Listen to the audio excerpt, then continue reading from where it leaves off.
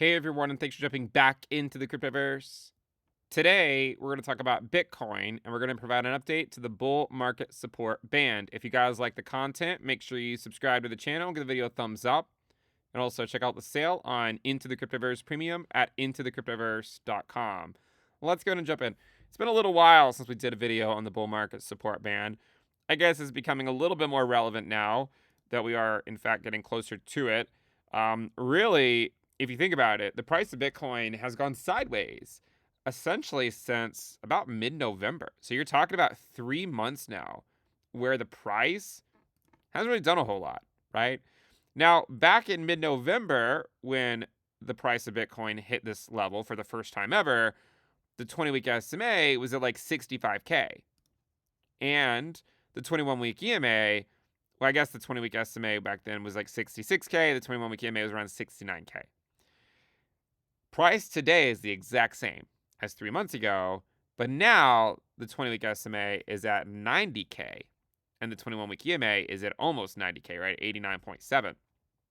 So, I mean, it goes to show you that sometimes the market will just consolidate at a level and go sideways until some of these moving averages catch up. Now, that doesn't always mean that it bounces off of it. But if there is a drop, that's where I would look towards. If the bulls are gonna hold the line, that's where they would hold it, right? They would basically hold it right here at that range low, which happens to correspond to the 20-week SMA slash 21-week EMA. Now, the one thing that I'm sort of looking at right now is the 100-day moving average has been somewhat instrumental for a while in helping to identify some of these areas that Bitcoin, like, when is it showing weakness, when is it not? And usually when you're finding Bitcoin in a position of strength, it's able to not really get any daily closes much below the 100-day moving average, right? As the cycle goes on, right, there are certainly times where it does fall below the 100-day moving average. And when it does, it's usually after just kind of staying right at it for a while and not really getting a big bounce, right? So what you really want to see is a strong reaction off of the 100-day moving average like we got in like March 2023 and like we got in January of 2024. We got a strong reaction off the 100-day moving average back then as well. We haven't really seen that, this time. We've bounced around it and we actually just got a daily close below it. Now, at the end of the day, there's not really a whole lot to be learned from a single daily close below the 100-day moving average, but given that we are below it, it does at least justify a discussion about, the 20-week SMA slash 21-week EMA. And is that going to be sort of a possibility here in the very short term? One of the things you may notice recently is that when Bitcoin does drop, it tends to lead to a larger drop in the altcoin market. And you'll see that pretty clearly across the board. Just look at like alt Bitcoin pairs right now. A lot of them are down. A couple of them are up. Maker Bitcoin's up right now. ADA Bitcoin's up a little bit. I'm sure there are some others, but a lot of them are actually down right now. And I think that one of the things going on is that a lot of people are getting tired, right? I think a lot of people are getting tired. And I've talked a lot about how, like, this cycle feels different, right? It feels a lot different to a lot of people. And one of the reasons for that is because more cryptocurrencies continue to go down than up, right? If you were to go look at the advanced decline index of the top 100 cryptocurrencies, they've just been trending down, right? I mean, really since November of 2021. And in that way, if you think about it, the reason sentiment is so bad right now is because, like, if you look at like a chart like others Bitcoin, it never actually stopped going lower, right? Now at some point it'll probably bottom, and maybe that point is sooner rather than later, but when you think about like the bull market beginning in early 2023, well, it did for Bitcoin, but the altcoin market, the bear market for altcoins on their Bitcoin pairs, it never actually ended, right? Do you guys remember all those videos I did, like, on the altcoin reckoning? And I was trying to convince people that the altcoin reckoning is the devaluation of altcoins against Bitcoin. And, every time I did those videos, a lot of people hated them. They're like, well, altcoins are going up on their USD pairs. What are you talking about? How's it an altcoin reckoning? I hope you can look at it now, right? And even if altcoins go in some crazy rally in a week or something, right? I hope you can look at it now and appreciate, right, like what the altcoin reckoning is, right? It's just the long devaluation of altcoins on their Bitcoin pairs. And like every time they get a rally, everyone's like, oh, it's not, it's over and it's alt season, and they just, they keep on bleeding far longer than a lot of people think. Um, so I think I think that's the reason why sentiment has been so bad, is that, like, you look at Bitcoin. If you were to only look at Bitcoin, you would have no idea why sentiment is so bad, right? You're like, we're basically at 100K.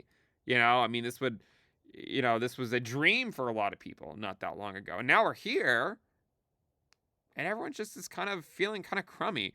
There's two reasons. One reason, most people own a lot of altcoins, not a lot of Bitcoin, because they think that altcoins are what's going to make them rich, when in reality, altcoins just keep on bleeding back to Bitcoin, right? So that's the reason number one, is while Bitcoin is at all-time highs, basically, or has been for a while, the altcoin market is not. I mean, hell, Ethereum is at 2,600. It hasn't even seen a new all-time high this cycle yet. And I hope it does, but it hasn't yet. And a lot of altcoins also haven't seen new all-time highs. And I think that's the reason why sentiment is so bad, is that, a lot of people actually hold majority altcoins rather than a majority Bitcoin. Even though I've tried to preach the good word on Bitcoin dominance for 3.5 years, obviously not everyone cares. I also didn't realize, I'm not really that in tune with the meme coin market, but I was looking at some of the ones people were following earlier. I was realizing a lot of them are actually down like 80% in like a month. So that might also sort of justify some of the sentiment. What's absolutely insane to me, though, right, is that like meme coins are down 80% in like a month. A lot of them are, right? I know some of you guys are like, why meme coins? I'm not talking about shares. I'm talking about everyone else's. A lot of them are actually down a lot in a really short period of time. And what's crazy about that is that Bitcoin is still up here, I mean, and the bull market support band is here. I mean, if we go below the bull market support band, right, what happens to those?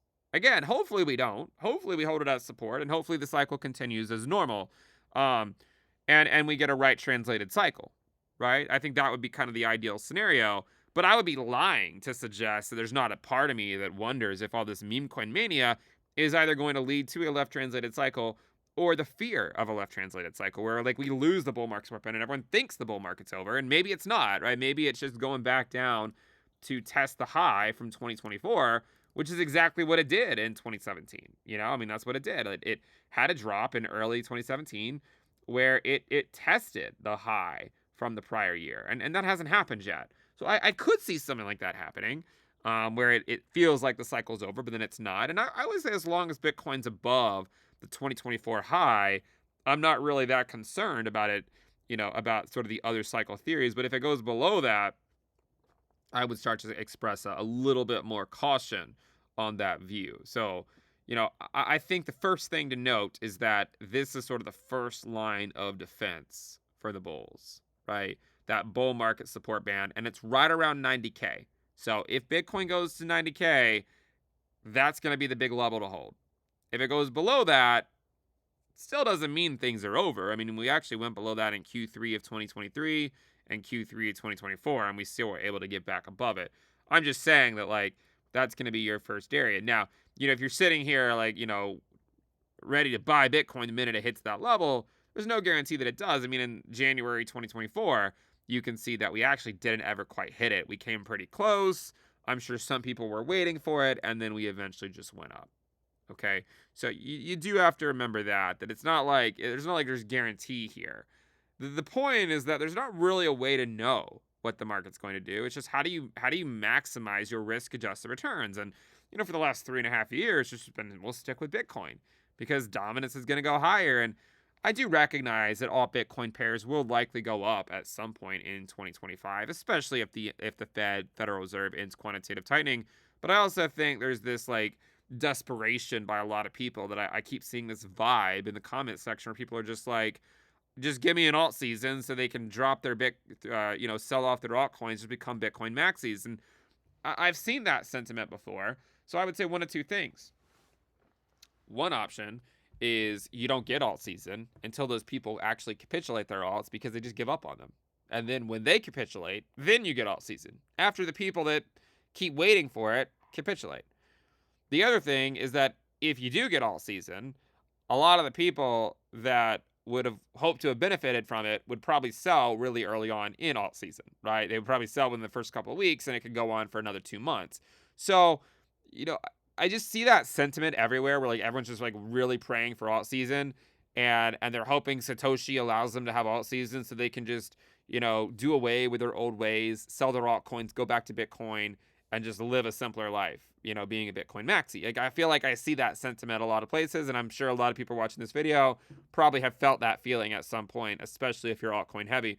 But remember that a lot of times in post-halving years, at least in 2021 and 2017, alt season occurred after that sentiment just kind of died. Like when basically everyone loses hope, right? When everyone loses hope that it'll ever happen is normally when it happens. And if you get a left translated cycle, I suppose it doesn't have to happen. But even in a left translated cycle, I could see, a possibility where it could still happen. But, in the short term, it still seems like Bitcoin relative to alts has a lot going for it.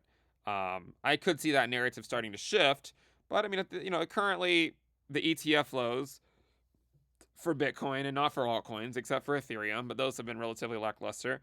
Um, I also think that a lot of people are just growing tired of all the grifts in the meme coin market. And they're also growing tired of waiting for their, quote unquote utility alt to pump. It's just easy to just go back to Bitcoin and just kind of stick with that and not worry so much. But I do think that a lot of this kind of explains some of the sentiment right now. A lot of people are down on alts in the last few weeks, few months. The alt season they were promised hasn't actually happened. And I just go back to this idea of like, maybe what needs to happen is what people don't want to happen, and again, I'm stating a fact. I'm not stating something. I'm not trying to be mean. I'm not saying anything about your altcoin. I'm just stating a fact, okay? And it is a fact that the 2017 alt season did not occur until alt Bitcoin pairs went to the range lows. And in 2021, it is a fact that alt season did not occur until alt Bitcoin pairs actually went below the range lows, right? So this was an alt season here, and this was an alt season. And you'll notice that neither of them occurred until they were at the range lows. And I'm baffled as you guys are, right? I mean, like, in 2022, if you had said by 2025, all Bitcoin pairs would still not be at the range lows, I'd be kind of surprised. I think it has been right. Directionally, being directionally correct is important, right? They have continued to bleed, but they're also taking a lot longer than I thought. And it's one of those things where, like, the longer it takes, it's easy to lose faith in a narrative, right? It's so easy to lose faith in a narrative if you've been calling for it forever. And I've been calling for all Bitcoin pairs to go to 0.25 right here since since basically right here in early 2022. I sold like all my altcoins for Bitcoin in like February of 2022. And I've been calling for them to go to 0.25 ever since, with occasional videos about the altcoin reckoning, right? And like it's easy to lose faith in these narratives, right? Just like it was at one point, it was easy to lose faith that ETH Bitcoin would ever get this capitulation, which I thought would eventually happen, and I said would likely potentially culminate around the time that the supply of ETH reaches the pre-merge supply, which is currently where that wick is right there. I also know that while it has been easy to lose patience on a lot of things, even like Bitcoin dominance once upon a time this cycle. Remember when I said that dominance would go to 60%? And a lot of people didn't think it would happen, and now it's just, now it's here at 60%. And now we start to wonder, the questions are starting to come in. What if it goes higher, right? Like, what if this is, like, what if it's going to go up to the 786 fib, right? All the way up to 66%. And I know it's easy to be like, well, so you're saying this time is different and whatnot. And to say, well, it's the post-halving years when the alt season normally occurs. But I get that, right? I do. But you could also still argue that we're in this phase of the cycle because quantitative tightening never actually ended, right? Like it never actually ended. And that's what marked sort of that first top by dominance back in the 2019 cycle. And until QT ends, how do we know that Bitcoin dominance won't just eventually go higher? Especially considering that all Bitcoin pairs were at the range lows in November of a post-halving year, 2017, right? So I do think there's a lot of things to consider here. There's a lot of theories that we've talked about through the years. Some of them have panned out, some of them have not. A lot of the ones this cycle I feel like have eventually panned out, but it's just taking so much longer than I think anyone really expected, including and especially myself. Um, so just trying to remind people of, like, what do you normally see in a cycle? Does it play out like this? Is this how it normally feels? This is exactly how sentiment was for altcoins in 2019 and in kind of in early 2020, right? This is how it was, especially in 2019 when it just kind of kept seeming like Bitcoin was going up and altcoins weren't going anywhere.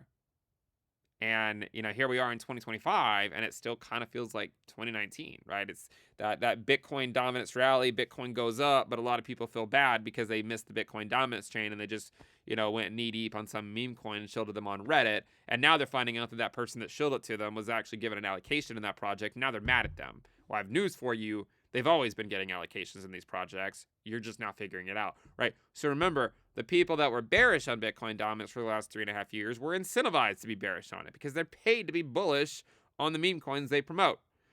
So hopefully, hopefully some of the times, by the way, that Bitcoin gets these corrections, right? Some of the times they get these corrections just to help get out some of this crap in the space, right? Whenever the meme coin froth gets a little too heated, that's what happens, right? The market goes down for a little while. That's normal, right? The market can go through those phases, and if the froth gets too much, then you go into a full-fledged bear market. We'll go through we'll take this one step at a time. Obviously, we'll see where we come in this week and what Bitcoin can do this week. The later we get into February, you have to start to wonder if it's gonna, like, if it might be waiting for that labor market data. Again, I know it's sort of this thing that we talk about a lot, but a lot of the big moves by Bitcoin occurred just after labor market data. Now, sometimes Bitcoin can move up into the labor market data release, so I'm not saying it can't do that. But my point is that a lot of times over the last, couple of years, you'll see Bitcoin make a big move after the release of the labor market data, right? Like, this was just after the April release. Here it was just after the release in June. Right here it was just after the release in August. And then this breakout right here was just after the release in November. And so, now that we're already halfway through February, I'm starting to wonder, well, the next labor market print's only a couple weeks away. Maybe that's what Bitcoin is waiting for, especially with all these recent layoffs at the federal level that we've seen with the new administration. And, how is that going to affect initial claims? How is that going to affect the unemployment rate? It's not necessarily obvious, right? Because there's also been a lot of, there's also been some tightness in the labor market recently. We've seen the unemployment rate go down a little bit. So even if there is a little bit of, even if there are more initial claims and whatnot, is it really enough to change the unemployment rate a lot? I think there's still a lot of questions that the market's trying to figure out right now. And I think the market's trying to figure out, what's going on with inflation. I mean, as much as we all want inflation to be a thing at the last cycle that we don't have to worry about anymore, I really don't think we're going to see a repeat of of the 1970s where you get another wave that's bigger than the last one. I really hope we don't. Maybe it's just wishful thinking. I don't really want to go through a period where our grocery bills, go up another 50% or something, I know they say that inflation only went up like 10, 20%. My grocery bills went up like 50%. So I don't know exactly where the number's coming from, but that maybe it's because I had, more kids too. That might have something to do with it. But I do wonder about that. And I just think that, you're looking at an inflation rate that just keeps going up ever since the Fed cut rates in September, right? The Fed cut in September, inflation's been going up ever since. Headline. So that's the other issue that the market's probably waiting to sort of get some clarification on. If we can see the inflation rate go back down, it would calm the fears of a secondary peak, right? It would calm those fears. So maybe the market's just waiting for more of that data to come in before making its next move. We'll go ahead and wrap it up there, guys. We'll see what Bitcoin does. I know I called it the bull market support band video, but it's basically just an excuse to talk about whatever I want to talk about. Anyways, we'll wrap it up there. Thank you guys for tuning in. Make sure you subscribe, give the video a thumbs up, and again, check out the sale on Into the Cryptoverse Premium at intothecryptoverse.com. See you guys next time. Bye.